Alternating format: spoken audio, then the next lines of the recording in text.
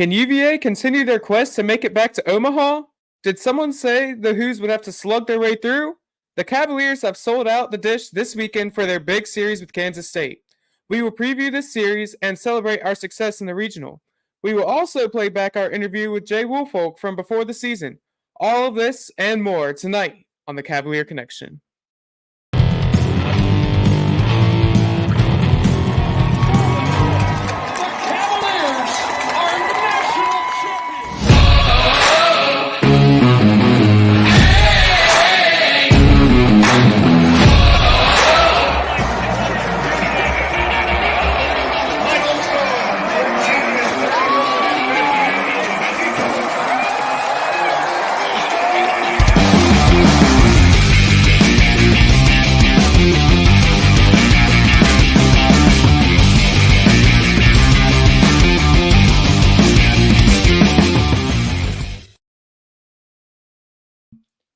Welcome on into another edition of the Cavalier Connection podcast. I'm your host, Jack Lowe, joined as always by Jay Ballard and my dad, Jeff Lowe. Jay, how you doing tonight, man? Doing fantastic. Ready to get this super weekend underway. Absolutely, Dad. Baseball couldn't have worked out any better last weekend. 3-0, and Arkansas took that loss and got us able to host the Super Regional. So excited for games starting tomorrow. Absolutely. If you're in here live with us, be sure to drop some comments down in the chat room. We love interacting with the viewers. But we're going to get this one underway. So Virginia swept through the regionals last weekend with 3 wins in 3 days to advance to the Super Regionals by beating Penn and Mississippi State twice. This was done by some very timely pitching to include the regional most valuable player, Jay Woolfolk. Now, the other Jay, what is your reaction to the Hoos' performance last weekend? Yeah, it was great to watch. It was a little bit scary with Penn when we came out because we just couldn't really seem to get a whole lot going offensively. You know, we got the 3-run homer, and after that we kind of just held on to win, that one 4-2. Again, I think we said last week if we could just score 5 runs, we'd probably, or if we held them to 5 runs, that we would win the game. Because I think all 3 of us thought offensively we would put up double-digit runs in multiple games over the weekend. And, as we've said all year long, the pitching is going to have to carry us. I mean, I know I've said that at least 5 or 6 times. The pitching is going to have to carry us all the way through to the College World Series. Right, Jeff? That's exactly what you said. Yes, that's what I thought. Yeah. Scary game 1. And then, game 1, once again, it was a freshman who came up big. Becker was huge in that game and getting us that win. And then game 2 pitching, we had Blanco for game 2. So we talked about it. They went Savino game 1. I would have definitely done the same thing. Take your chances. Yep. He was solid. Game 2 going with Blanco. And we get that win against Mississippi State, which was huge, forcing Mississippi State to have to play Penn on Sunday and then finish up with us. St. John's. What's that? Right. They had to beat St. John's on Sunday. I'm sorry, St. John's. Yeah. You're right. And then, our game was that game on Sunday. The final score is not indicative of how that game was. That was like a little league baseball game when the wheels fall off at the end.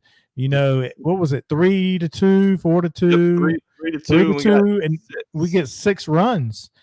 And just, it won't like we were just beating the ball around the park. I mean, it's just mistakes being made. It was raining.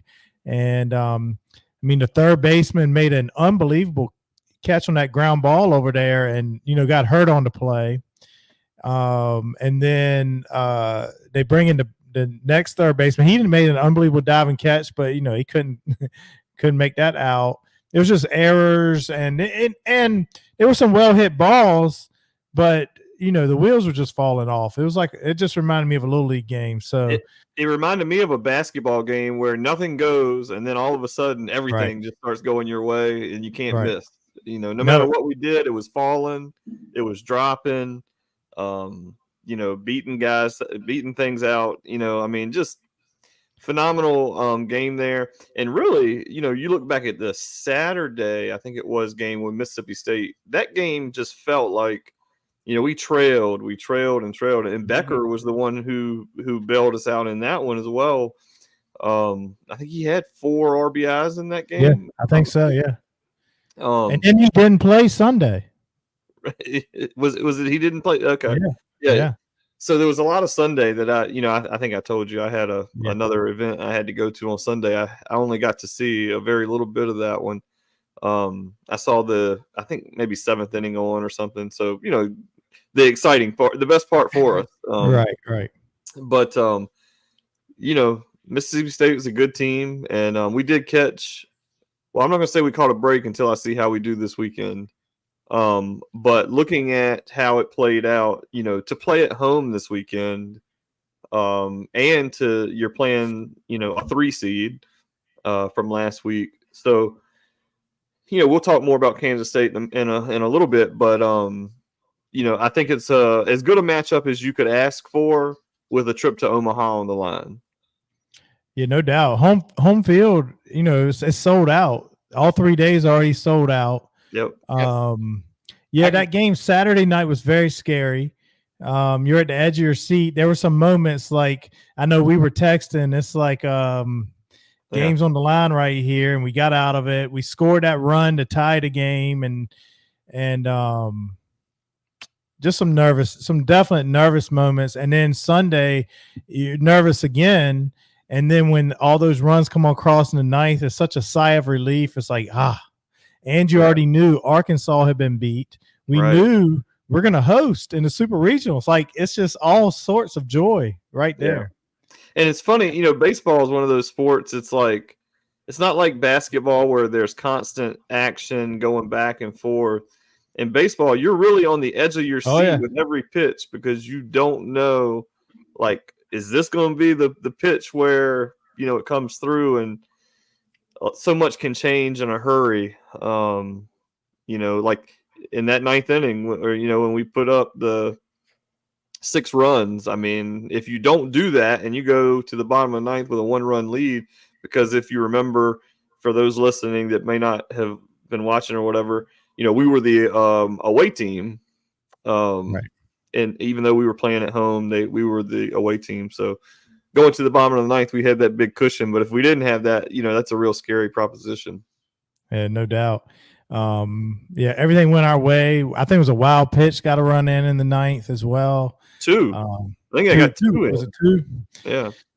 And, we had a throw over. I mean, it was crazy. And by crook or by book or by however we want to say it, I'll take it. Yeah. I'm excited to move on and play Kansas State. Yeah. So, and we'd be remiss not to mention our boy, but I know it's coming up. People are probably thinking, how are they not mentioning Jay Woolfolk? Jay's a big part of the show today, so Yes, we'll get there in a minute. We'll get there. Yeah. I will say those Kansas State tickets sold out very quickly. I was online the morning they came out, $33 a ticket, so really not bad.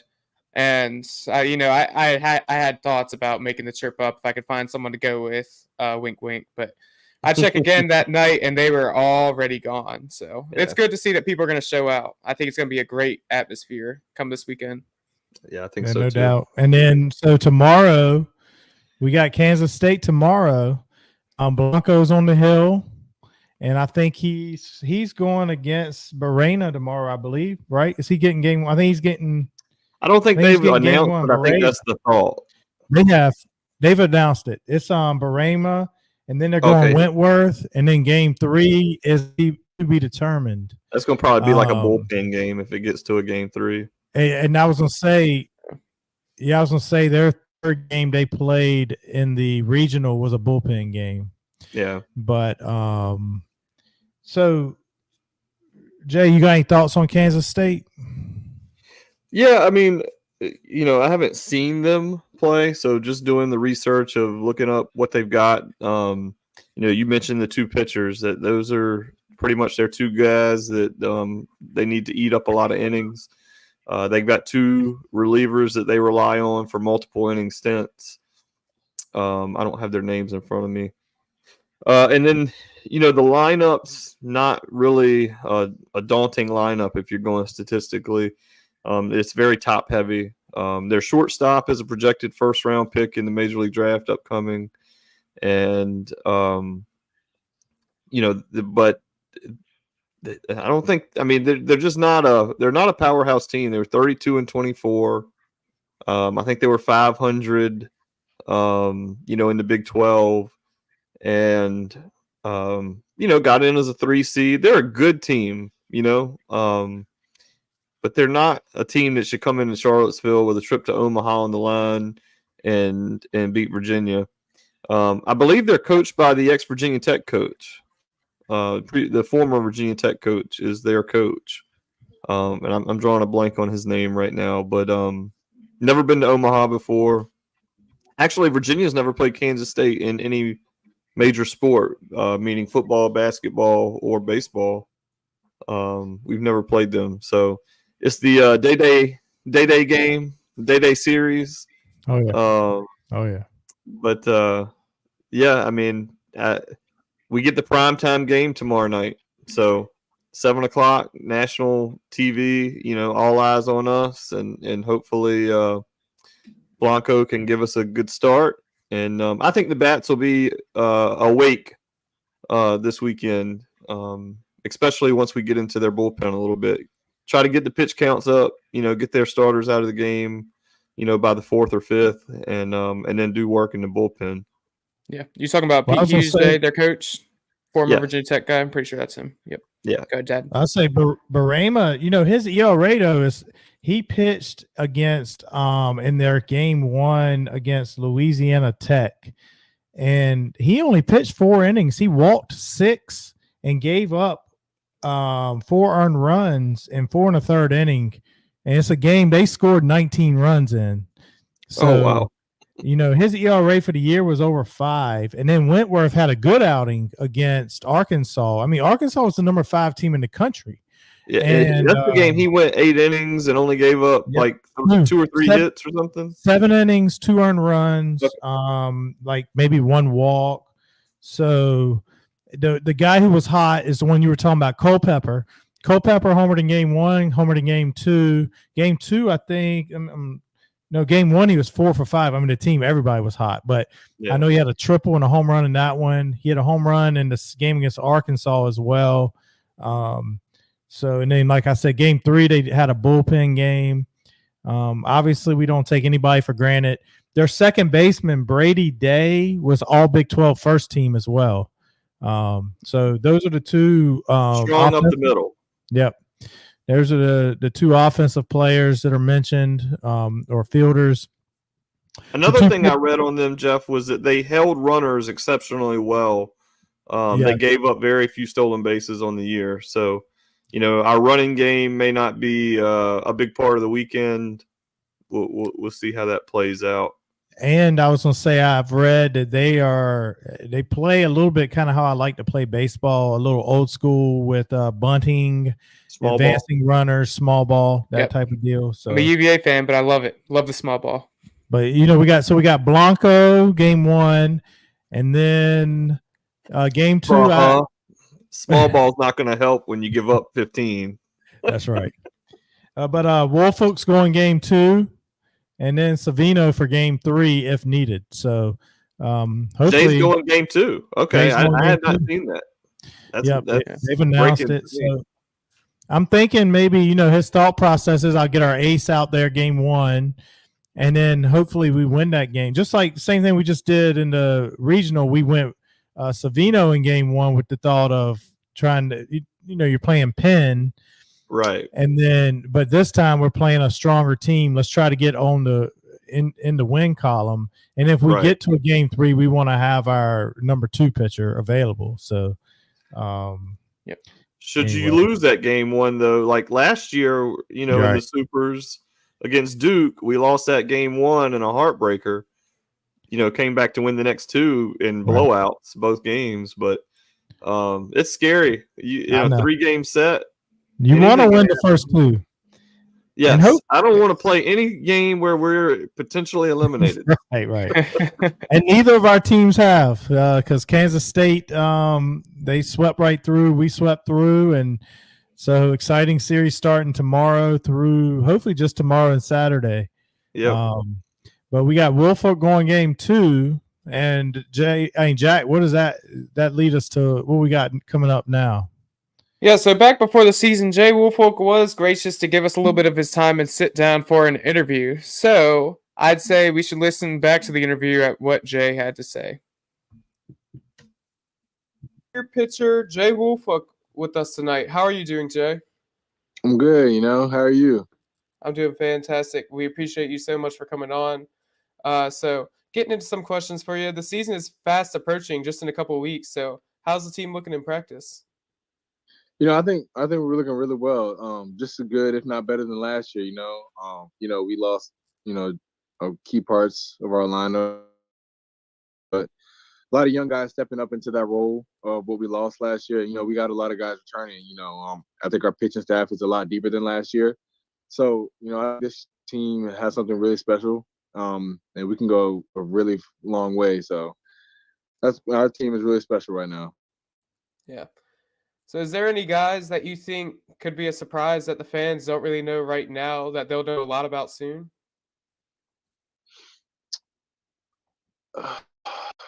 Yeah, probably more just like the freshmen that's stepping into roles. Henry Ford, Eric Becker, Bryson Moore, one of our pitchers. It's most of the freshmen just stepping into big time roles that we need them to step into. Yeah. Now the preseason polls have this year's team ranked anywhere from 10 to 15. Do you guys get the rankings at all, and do the coaches talk about them at all? Yeah, I mean we look at them, but we don't really care about them. All that stuff doesn't really matter to us. We just can't wait to get out there and compete. Really show our at the end of the season, people will know what our ranking is, and that's what we kind of look at. Yeah. So last year you performed a lot of times in that closer role towards the end of the games. So is that something we could expect to see from this year, or more starting, relieving? What do you think? Hopefully, I've been building up to a starter role, but you still got to work for it. You still got to compete with other guys for it. So, hopefully that's the plan to start. But if that's not Coach O's guys and his mind, if we need me in the pen, closer role, I'm going to do that. Yeah. So about the difference in mentality from entering as a closer and entering as in a non-save situation as a reliever. Is there a whole different feel to it? Not really. Your mentality is kind of the same. Just go attack those strikes and be efficient with what you're doing. Just you can't get down on yourself when things go bad. And it's just everything you want to put your team in the best place to win as coming out the pen, even as a starter. But coming out the pen, you don't want to. If you're losing and you come out the pen, you want to keep the score as where it's at. And if you're winning, coming out the pen, you want to keep that too. So there's no mentality, change for you. You want to go out there and attack and basically just have fun while you're doing it. So obviously a large number of last year's team that made it to Omaha is back. Do you guys feel like there's some unfinished business, or is each year its own? There's definitely some unfinished business. Obviously we didn't get the result we wanted when we went to Omaha, so that's the goal, to go back and win it. So yes, I think there is some unfinished business that we need to take care of this year. Yeah. So you started your career playing football and baseball. So how hard was it just balancing those two and academics, just all three, everything going on in your life at the time? Yeah, it was hard at first because playing two sports in high school is different than playing two sports in college. It's a lot different. I was struggling at first. I really didn't know how to balance my time or anything, but I got on a plan. My coaches helped me, my academic coordinators helped me get on a plan, and kind of followed that. So after getting used to it, it was fairly easy. Just having football, and then I like this past year was the first year I kind of really had to like spring football. So that was kind of hard because I'd wake up, go to football, and then class, and then baseball right after that. That was kind of like the struggle part of the year, but other than that, it was kind of fairly easy because that was my first year really doing 2 sports at one time. But everything else is just seasonal. So Yeah. So what do you think ultimately led to you choosing baseball over football? just really understanding who I am and understanding, what's best for me and my family and, my career. And going to USA was a big part of it, getting invited to that and even making the team accomplishment in my life. And I kind of realized my way, that's my past. I was like, had something big to do with it. And just, realizing what I could really do if I just focused on one sport. I've never really known that.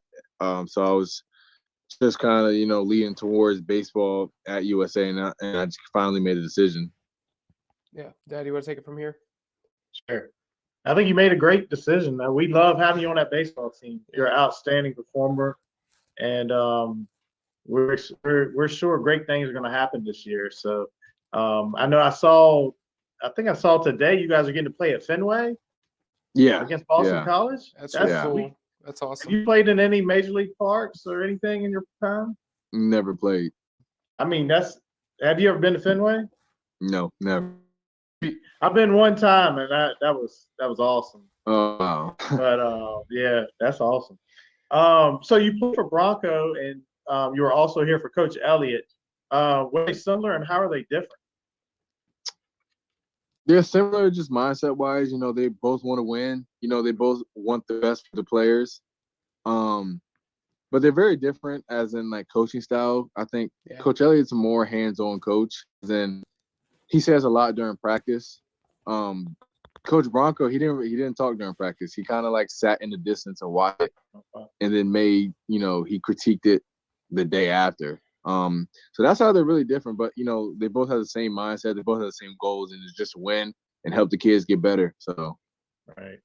I really don't know how you're able to juggle football as a quarterback, baseball, and school. I mean, just knowing playbooks and Broncos offense, I don't know. It just seemed like probably quite the chore to do.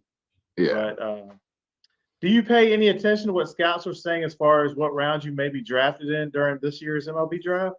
No, I don't really pay attention to that. I don't want to look into my head or anything.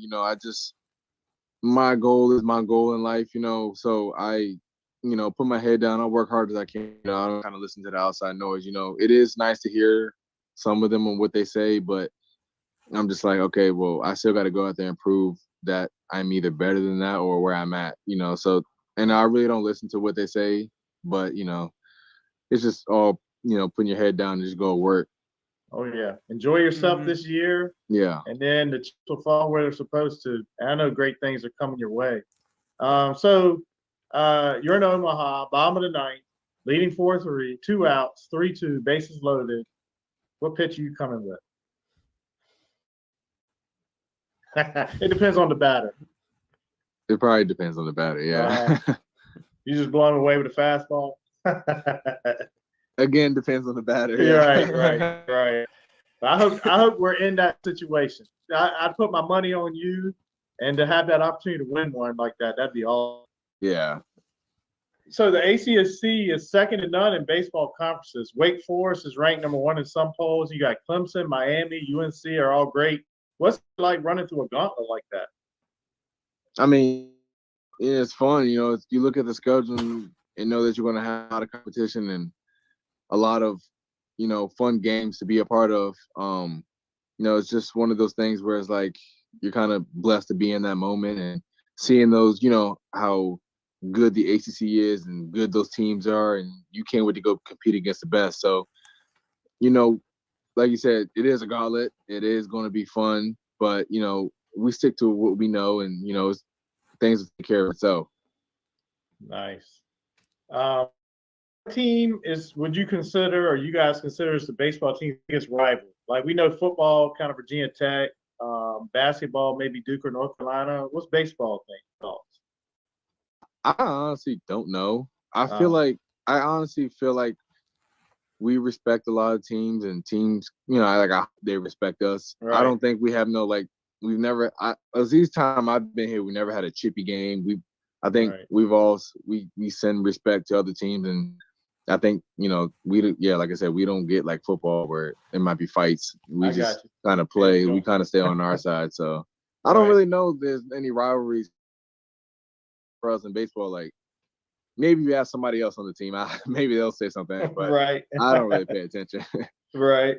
Well, so Coach O'Connor, he's a legend for Virginia baseball. And what's he like, and where do you feel like he has most improved you as a pitcher and maybe as a man? Coach O'Connor's probably everything you see, like all the interviews and everything. That's Coach O'Connor. He's one of the greatest coaches of all time. But he's done so much in my life that I can't even thank him enough for. Just trusting a kid that, he didn't even know if I was going to end up playing baseball. And he took a chance of, letting me be on the team and everything. And, I can't thank him enough for it. And his ways of coaching makes you a better man. And he always makes sure you're doing 100% on anything. We could be shagging. He wants you to shag 100%. It's not. So his ways of coaching just automatically makes you a better man. And like I said, I can't thank him enough for all he's done for me and my family. So. And he's done great things for this program too. Virginia baseball was not what it was until he came on. So definitely, it's outstanding. So the Dish, it's a great environment for baseball. Aside from Omaha, what's the best atmosphere you played in outside of Charlottesville? Probably ECU, my freshman year. Yeah, that was probably one of the craziest environments. It's loud and stands on top of you. Oh yeah. I never got to pitch there, but it was really fun. It was really loud and fun. So I really love the Dish. We'll get down there and see you guys hopefully for several games this year. Yeah. Do you have a favorite MLB? I see you got an MLB hat on. I don't know what team that is. You got a favorite team? Yeah, it's the Yankees. Oh, okay. Oh, man. Yeah. So now going to Fenway as a Yankee fan. Oh man. Yeah. What about favorite player? Any favorite players? Probably Garrett Cole or Marcus Stroman. Probably those two are my favorite. Just their mentalities on the mound. Just they have like I'm better than you mentality. And then I don't, I'm not a cocky person, but I kind of always want to have confidence in myself. And that's what they have. They just have the utmost confidence in themselves and kind of want to, emulate that in my game. So yeah. And you're not going to get to the place that you are or they are without some confidence. You got to have confidence. So, yeah, definitely. I know you said you don't look far ahead, but have you thought about what it would be like on the day you get the call that you've been promoted to the big leagues? I've never thought about it. As in like, obviously, you just think like you might be there. Right. Like in, 6 months from now, I think, something like that. But, I don't really want to, let that get to my head at all. I just want to, focus on this season and focus on what way can we, what can I do to make this team go to Omaha again and win it. So, like you said, like I thought about it as in like a thing that's crazy. Like I could be gone and whatever, but I think it's just best for the team if I, just think about what's happening now. Right. Yeah. Last question I got for you. Any message that you would like to send to the Wahoo faithful ahead of this year's Open? It's going to be a really fun season. Expect, what you saw last year and expect even more than that. I think this team has a really good chance to be right back where we were. And, it's going to be just a fun year, a great year, and just can't wait to get back to Omaha. So there you have it, folks. That was Jay Woolfolk from before the season. So that was quite a long time ago now, a few months ago. We want to, again, as we did multiple times that night, thank Jay Woolfolk for helping us out before the season. Outstanding things he had to say. Such a humble UVA student athlete, modeled at its best. It's just great to hear. And I think, Jay, I think it was you who made a video, short, about when we asked him a player that we may not know about, that we know about. He said Henry Ford. And man, did he not miss when he said Henry Ford. That kid is unbelievable. So Dad, what were your thoughts for that? He also said Becker as well. Right. And, Yeah, Becker. Between him and he got us out of day one, and Woolfolk got us out of day three. Calling the Ford, calling the Becker. I've made some notes. I know he said rankings don't matter to them, and I know that's definitely your mindset. However, rankings are important right now because that's why we're hosting a super regional right now. Yeah. You get yourself in that position, you play. You don't pay so much attention, but you want to win and be ranked up there so that when this time comes, you got a shot to host us, not only a regional, but a super regional. And then also about him wanting to be a starter. And then that's, his last game here with us starting to get us through. Some personal notes that I did write down. And that was in the early stages of our interview career. So note one, I did at one point predict in that interview that great things were coming his way. And I know y'all heard me when I said it, and doggone if it didn't come true this past Sunday. Point two, Jack used to like to tweak in the middle of the interview. Whoa. As you can see, all sorts of I don't even know what all that stuff was coming up on the screen. I know. But, it's because I get a fear anymore. I get a fear and an anxiety because I get scared that the recording is going to stop. And if that thing stops and I don't check and know it, then we lose the interview. Nobody gets to see it, and there's no proof of us talking to Jay Woolfolk. So. All right, point three. And this is so Jay and I, we grew up Virginia fans, and there's one person who helped increase or embellish, or I don't know what the right word is, assist us in our Virginia fandom. And I'd love to think the guy watches every once in a while, but Butch, I hope you're out there watching us. But Jay would know what I'm about to say or understand what I'm saying. So I have a Butch to me, and I noticed it in the interview. So if you would have gone to the Franklin Church of God on a Sunday, you catch us on a Sunday morning, any Sunday morning, and Butch would sit in church, and Butch would be. And if you watch that interview, I head nodded. I'll call it the Butch. I was doing the Butch. I had a lot of head nodding going on. You were just agreeing with everything he was saying. That's all. And that's what Butch would do to the preacher. Go ahead, Jay. Amen. That's just your version. Amen. That was my amen. And Butch would agree with the pastor every Sunday. He'd get that head going.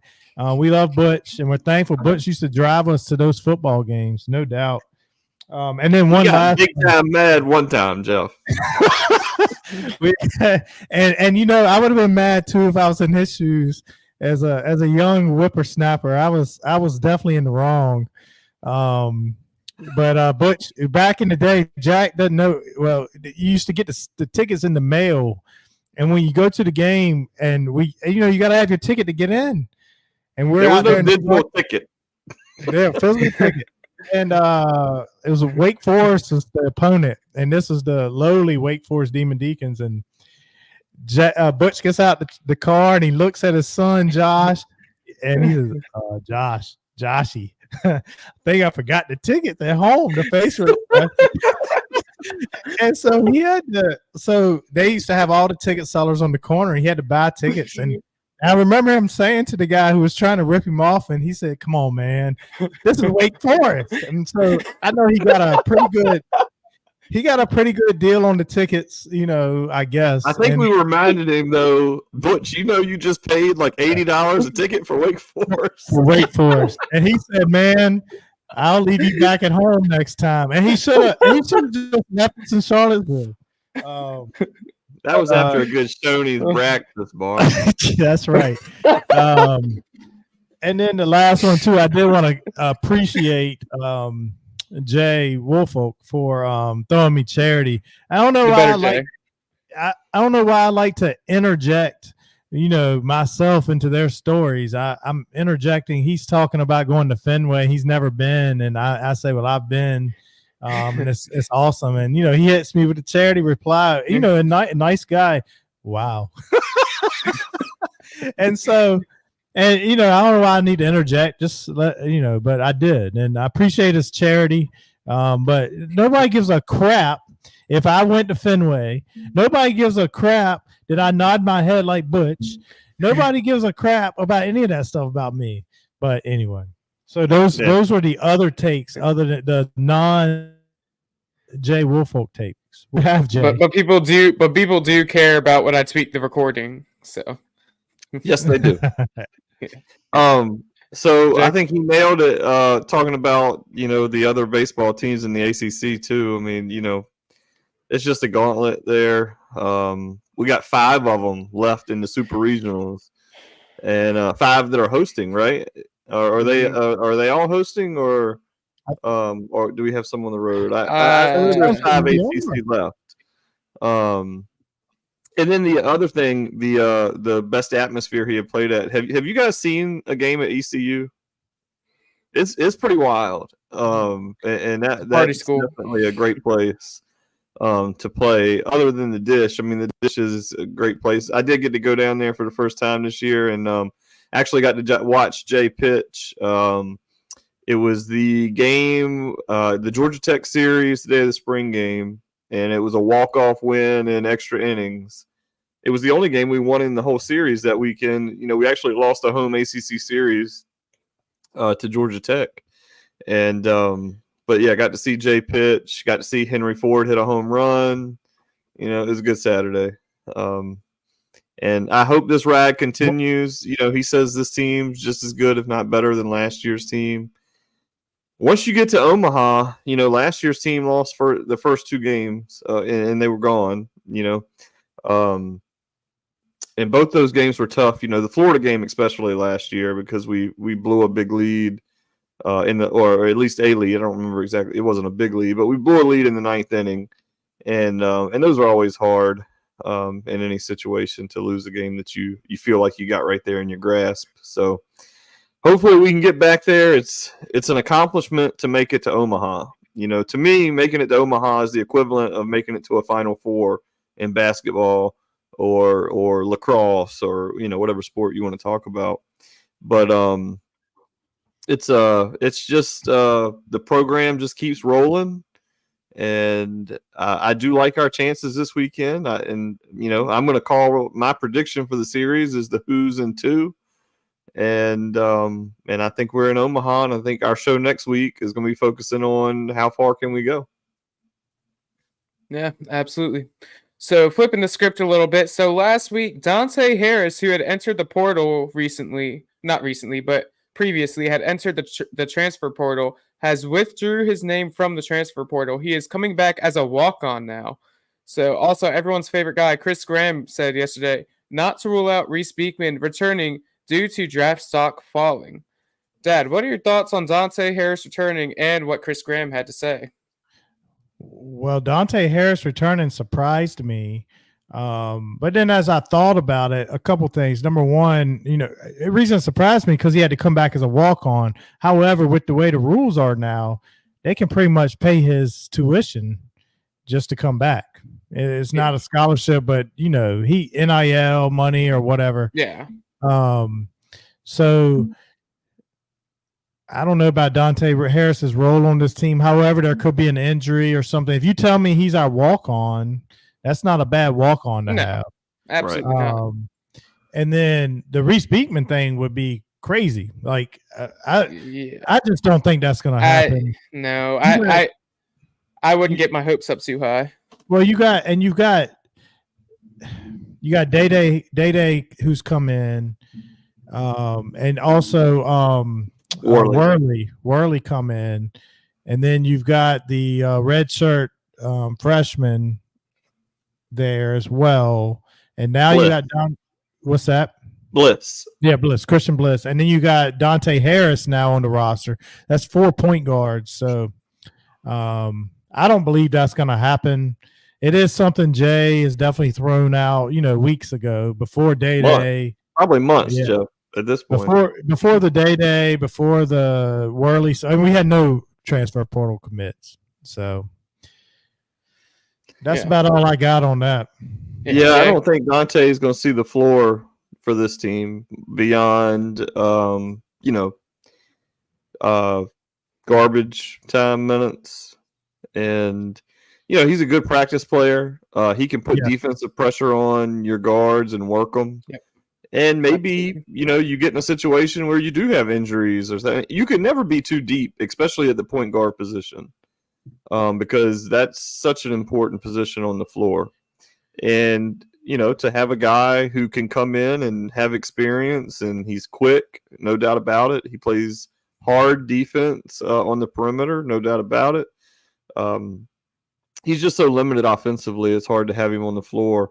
And you're certainly not going to pair him with a guy like Worley, who is also so limited from the outside offensively. So I just don't really see a spot for him. I'm kind of surprised a mid-major program couldn't scoop him up and use him.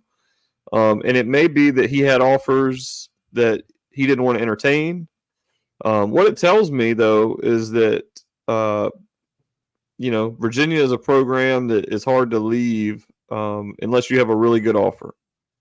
Because, and for Coach Bennett to welcome him back, I think says a lot about him as well. I mean, I'm sure Coach Bennett had a tough conversation with him at some point about playing time.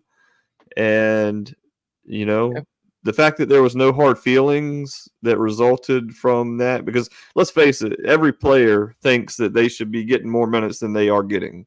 Like, that's just every athlete thinks they should be playing. That's just the way athletes are wired. And so the fact that he's coming back, I think it says a lot about Tony and him and their relationship. So, good for him and good for the program. I just don't think he sees a lot of minutes. The Reese Beekman thing was a thing to me 6 weeks ago. To throw that out now, just because his draft stock is not maybe as high as he hoped or anyone hoped associated with Virginia, I just don't see it. I mean, there's no place for him now. While he would still be the best player, to me, you're handicapping your program, and you don't want to do that because it just sends the wrong message to recruits and other transfers. Yeah. No, I wouldn't get my hopes up too high about Reese Beekman, but I mean, you never know. And Dante Harris, I agree, definitely not many minutes there for him, but he could end up being a good defensive piece if we need a big time stop at some point, I think. But we'll see. We got a lot of time till basketball season returns. So, anyways, I think it is time for Dad's Who of the Week. Dad, who do you have tonight? Yeah, I apologize. I'm a little teary-eyed right now. Two guard, this is for you. I had a love for Coach Bennett. And, this week, I wanted to give the Who of the Week to Coach Bennett. Sounds right. But basketball really didn't do anything this week. And so this week, we're going to go with, I have a love for this guy too. And Right. I don't know if I leave my family for Jay Woolfolk, but Jay Woolfolk is this week's Sounds right. Who of the Week. This past week he pitched 8 strong innings, 2 guard. 8 strong innings. Sounds right. 8 strikeouts. 2 earned runs. And let me tell you, this is what I consider a huge win. Excuse me. I can't. Jack, I just got to come off the screen for just a bit. Yeah. Yep, that's fine. Get yourself together. That was quite the quite the presentation there. Tears in your eyes. Yeah, Jay, Jay? make sure you get on making that a short. Sound stripe. Jay Woolfolk, he was Soundstripe. If you're out there, we are looking for sponsors, and our Soundstripe Who Athlete of the Week. It sounds pretty dang good. Jay It does. Does Woolfolk. sound pretty good. Yeah. Nice pun there. But hey, I'm here to tell you, Two-Guard. I'm here to tell you, Jay Woolfolk was the only option this week after last week's performance. I know it teared me up a hair, but I had to go Jay Woolfolk this week. But keep your eyes out for the Tony Bennett Who of the Week award, because Tony Bennett will definitely get his share of those awards. Yeah, for sure. So before we go off the air tonight, I would like to get you guys' predictions for the NBA Finals. So Jay, I'm going to go to you first. We got the Boston Celtics and the Dallas Mavericks. What do you got, Jay? So are you guys up to date on what's happening in Game 1 right now?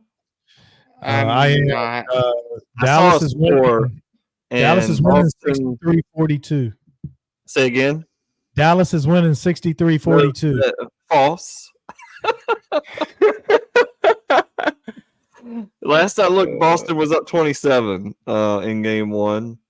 So it doesn't surprise me. I think We already had our predictions before this. Here's We my had our predictions. predictions in. Boston wins Game 1. Really? And, It's down to 21. lock it in. Boston wins Game 1. No, I'm going to say Boston actually in 7. I think this is a long series. It's interesting because you could argue that I think Luka's the best player. I don't think anybody would argue that. But you could argue Dallas has the top 2 players if you think highly of Kyrie. But then you could also argue that Boston has 8 of the top 10 because after those 2, it's all Boston.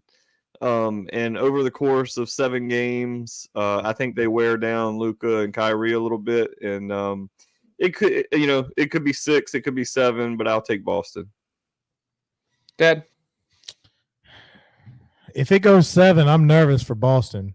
I'm taking Boston in 6 because if it goes 7, I just get nervous about a Jason Tatum letdown. Luka, I believe, is the best player in the series. I would give Jason Tatum number 2. I think Kyrie's going to have some struggles in this series. The Boston defense, what they can throw at him. Boston is so deep, and Dallas just does not have that kind of depth. And Jaylen Brown's a guy who can take the game over as well. He can score you 40. Tatum will score you 40. But when you got Holiday playing defense on Kyrie Irving, I mean, that's tough. That's a tough matchup. And the ageless wonder, Al Horford, he finds a way to make an impact in these games as well. I'm going to take Boston in 6. And I'm pulling for Boston because I feel like everybody, and I get it, the West is much better than the East as a whole. Everybody just feels like, Boston got lucky to get into the position they're in. So that makes me pull for Boston. And they're the opposite of the LA Lakers. So once again, I'm pulling for Boston. You know who the Celtics don't have, though? That is Marcus Smart. They don't have Marcus Smart, but I gotta be honest. I don't think that'll make any impact. So, if any of you know me, you know, not the biggest NBA watcher. You know, I'm a firm believer of college over the NBA, but it's all right. I can still make my predictions, and I'm gonna have Boston in 5. Shout out Trey Smith, supervisor of the YMCA, diehard Celtics fan. He'd be happy to hear that. But I think Nobody Boston just cares. flat out. I think Boston flat out dominates this series in 5 games. Luka, they might get 1. Luka might hit a buzzer beater 3 to take one of the games, but give me Celtics in 5. Well, Boston also has, real quick, our guy Sam Hauser. So That's right. Yeah. Go Hoos. Go Hoos. Yep. Yes, sir. Well, that's going to wrap up this edition of the Cavalier Connection. Do you guys have any thoughts, Jay? Closing thoughts, that is. There's a big freeze there, Jack. Okay. Can you hear us? Can you hear us now, I Jay? hear you now. All right. You got any closing thoughts? Couple things. the football facility opened today. If you're curious, I was on Instagram and it was like live video by this person, live video by this person. And so I went and watched and commented on probably 20, 25 different players that were touring the facility. So if you're on Instagram, there's probably some on X as well, I'm sure. But I happen to be watching on Instagram. It's man, that place is impressive. So that's got to help the football program with recruiting. And I mean, good God, if you haven't seen it, take a few minutes and go watch some of those videos. And then the other thing I'll say is that Coach Mox strikes again. 4-star kid, Cameron Kitchen, 5'9" sharpshooting guard out of North Carolina. She actually reclassified and is going to be on next year's team. So she just graduated and she'll be joining the team next year. So the more shooters you can get around Kimura, that's a recipe for even more improvement for the Hoos next year. So looking forward to that, and then looking forward to the weekend. As I said, I'm taking the Hoos in 2. Who's into Dad? Yep. So looking forward to the weekend. I'm hoping for us to make that trip to Omaha after this weekend. And then hopefully this is not in the nobody cares department. But I'll say I care, and I would hope that Jack cares. When you guys tune in next week, Jack will be a high school graduate. I didn't think Golf clap. there were some struggling moments throughout that school career, and he was like, God bless it. Is he going to ever come through there? But he sure did. So congratulations to Jack. High school graduation on Wednesday night. An awesome time and something to be proud of, and I'm proud too. Yep. Absolutely. So, yep. Last day of school tomorrow. I know nobody cares, but it's over. So that's a big day. It is. I remember It's walking over. out for the last time in high school. Probably a lot of listeners can relate. They probably all can remember walking out of high school that last time. Life is never going to be the same, Jack. Nope. Welcome to the rest of your life. I'll say it's not. It's only up from here. It's only up from here. The sports broadcasting thing, we gonna get there. We gonna get there slowly. Absolutely. Oh, hey, one last thing. Let's talk about the new announcers for the football Oh team. yeah, I saw that. Matt Schaub and Shabe. Ahmad Hawkins. Ahmad Hawkins. Ball I mean, Hawk. I'm pumped. That's a great crew. That is a great crew. I love it being 3-man too. I love 3-man crews. Yeah, and Freeman's great. Because of us? Huh? Well, Jack, we got pregame and postgame covered. We'll let them call the game. We got the pre and postgame coverage. Well, Jack's saying that because he thinks that we're waiting in the wings. Yeah. If We're they need a waiting in day the off, wings. if they need a day off, Shout out to the Louisville podcast. Their crew is getting to host a radio show coming up for a popular sports show in Louisville, Kentucky. 3-hour sports radio online. That ain't not online, I'd love on the to do it. radio. You I know, would that's love to kind do of it. that's what we always, talked about. We love to do. Well, they've been doing their podcast for about a year now, and they've been invited to go and do the show to fill in for him when he's going to be out for a day. So maybe All it takes is one person to hear you. It makes a difference. That's right. You never know who's listening. That's right. Well, with that, we would like to thank all of you for listening tonight. Please be sure to give us a follow or subscribe on YouTube at Cavalier Connection Podcast, on Instagram at @the_Cavalier_Connection, and as always on X at Talk EVA Sports. And as I like to say every week, and I made sure, happy Memorial Day. It's been 2 weeks now. This time it's not a blooper. I figured y'all would put something at the end there about that, but happy Memorial Day. A couple weeks late, and